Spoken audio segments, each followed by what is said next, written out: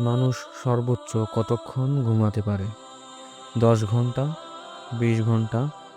কিন্তু ইতিহাসে এমন এক ঘটনা আছে যেখানে কিছু যুবক এক রাত নয়, এক বছর নয়, বরং 309 বছর ঘুমিয়েছিল। তাদের শরীর পচেনি, তাদের বয়সও বাড়েনি। কোথায় ছিল সেই রহস্যময় গুহা? কিভাবে সম্ভব হলো এই অলৌকিক ঘটনা?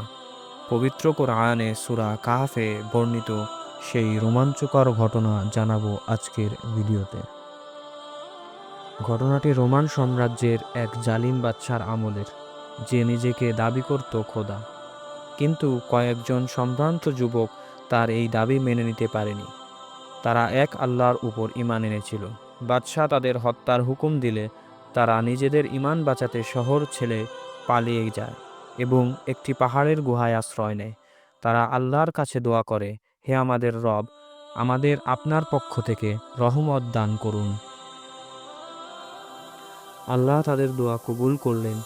গুহার ভেতরে তাদের ওপর এক গভীর ঘুম ঢেলে দেওয়া হলো। এই ঘুম কোনো সাধারণ ঘুম ছিল না।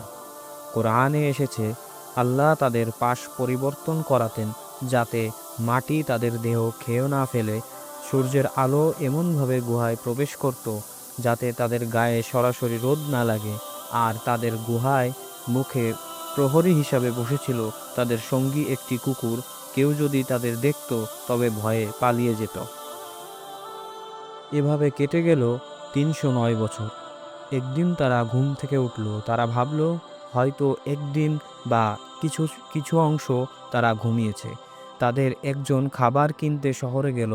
তখন সে অবাক হয়ে গেল, শহর বদলে গেছে, মানুষ বদলে গেছে, জালিম বাদশাহ আর নেই। দোকানদার তার হাতে 300 বছর আগের পুরনো মুদ্রা দেখে চমকে উঠল। মুহূর্তেই জানাজানি হয়ে গেল, এরাই সেই হারিয়ে যাওয়া আসহাবে কাহাফ। আজও জর্ডানের আম্মান কিংবা তুরস্কের এফসাস বিভিন্ন জায়গায় এই গুহার অস্তিত্ব দাবি করা হয়। তবে গুহা যেখানেই হোক, এই ঘটনা আমাদের শেখায় যে কেউ যদি আল্লাহর উপর পূর্ণ ভরসা রাখে তবে আল্লাহ তাদের পাহাড়ের গভীরেও নিরাপদ রাখতে পারেন। সময় এবং প্রকৃতি সবই আল্লাহর হুকুমে চলে।